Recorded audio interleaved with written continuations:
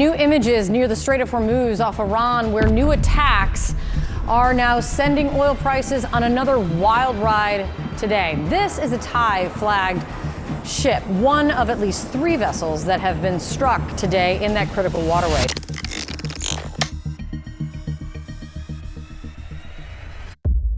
The world's energy lifeline is now under one of the most dangerous military blockades in modern history.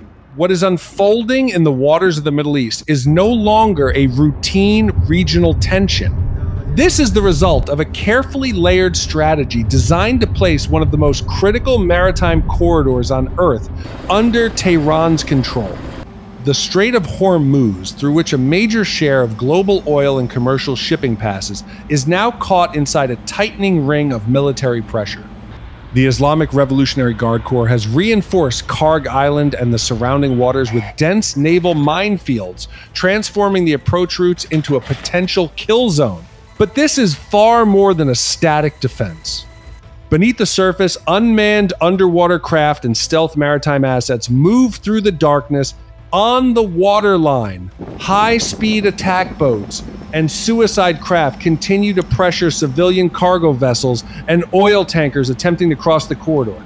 And the crisis no longer ends in the Gulf.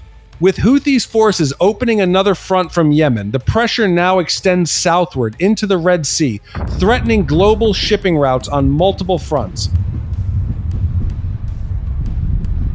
What began as a regional standoff is now becoming a crisis with worldwide consequences. As the April 6 deadline approaches, the United States and the United Kingdom move into what could become the largest joint military buildup in the region in years.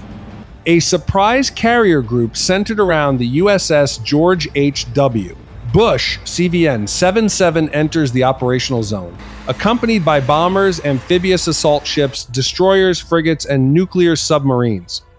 At the same time, London launches a diplomatic offensive, preparing an international maritime security summit with 35 countries to discuss reopening the strait once hostilities cease.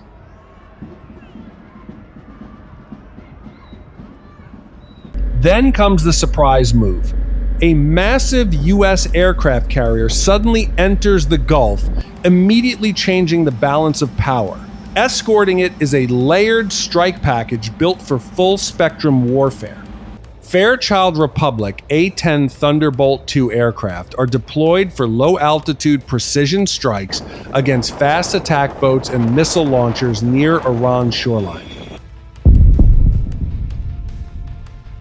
Behind them, the Rockwell B-1 Lancer moves into strike position to hit underground tunnels and hardened military facilities.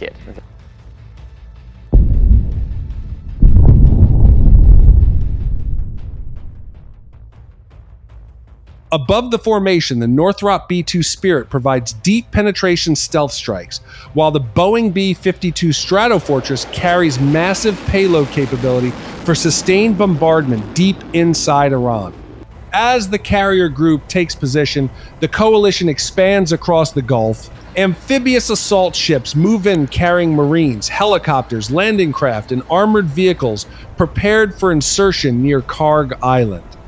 These ships act as floating assault bases, launching Bell Boeing V-22 Osprey units and heavy lift helicopters directly toward the shoreline. Beneath the surface, nuclear submarines move silently into position, combining covert surveillance with Tomahawk cruise missile strike capability. Destroyers and frigates form the protective shield, securing sea lanes from drones, missiles, and fast attack boats. While warships gather, London intensifies diplomatic pressure.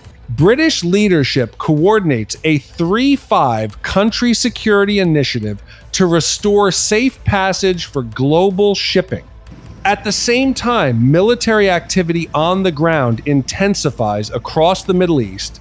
Troops, armored vehicles, air defense systems, and support convoys are reinforced near the strait.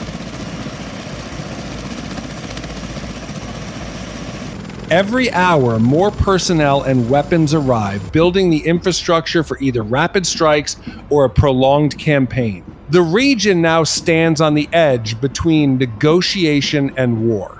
Now the countdown reaches its most dangerous point.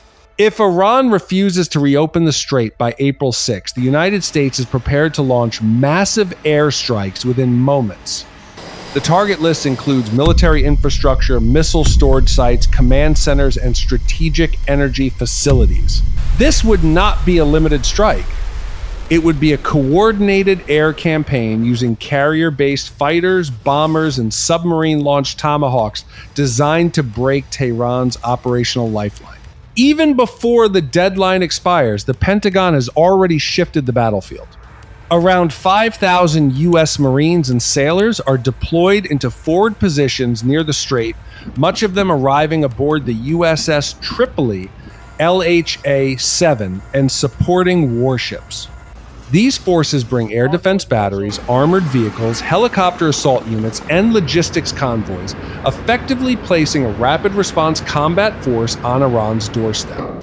At the center of the deployment remains the USS George H.W. Bush CVN-77, operating as the primary strike platform in the Gulf. From its flight deck, fighters, surveillance aircraft, and support helicopters launch continuous sorties over the strait and deeper into Iranian airspace. In response, Iran sharply increases missile and drone attacks across the region, targeting warships, support vessels, and forward bases.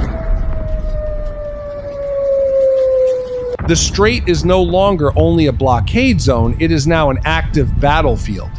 With the arrival of the USS Abraham Lincoln CVN-72, the scale of American air power rises dramatically. Together, both carriers now bring more than 150 advanced fighter aircraft into the operational zone. This includes stealth fighters, strike jets, surveillance platforms, and electronic warfare aircraft.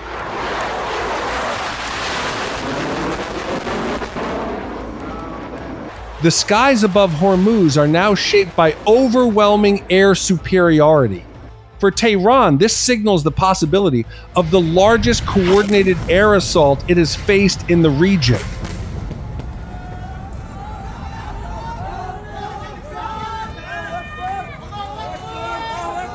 As the pressure builds, Boeing B-52 Stratofortress bombers begin landing one after another at forward air bases. This formation sends a direct message to Tehran. The coalition is prepared for sustained multi-layer bombardment. At sea, the United Kingdom moves into the most dangerous part of the mission. The RFA Lime Bay begins clearing Iranian naval mines using drones and mine-hunting craft, opening a safe route for carrier groups and commercial vessels. Beneath the surface, the HMS Anson S-123 silently tracks Iranian naval movement and prepares Tomahawk missile strikes against key military targets. Together, these Royal Navy assets work to reopen the strait while coalition air power continues striking inland facilities. At the center of the operation lies one critical objective: Kharg Island. From the George Bush Lockheed Martin F-35C Lightning II fighters launched toward the island, targeting air defense batteries, radar systems, and anti-ship missile sites. Once these defenses are weakened, the Northrop B-2 Spirit begins striking critical Iranian facilities beyond the coastline.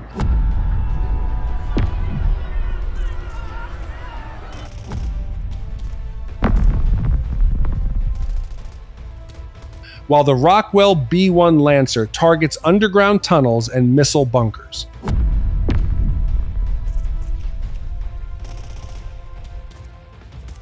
Meanwhile, Fairchild Republic A-10 Thunderbolt II aircraft destroy Iranian vehicles, transport convoys, and support units near missile and drone sites,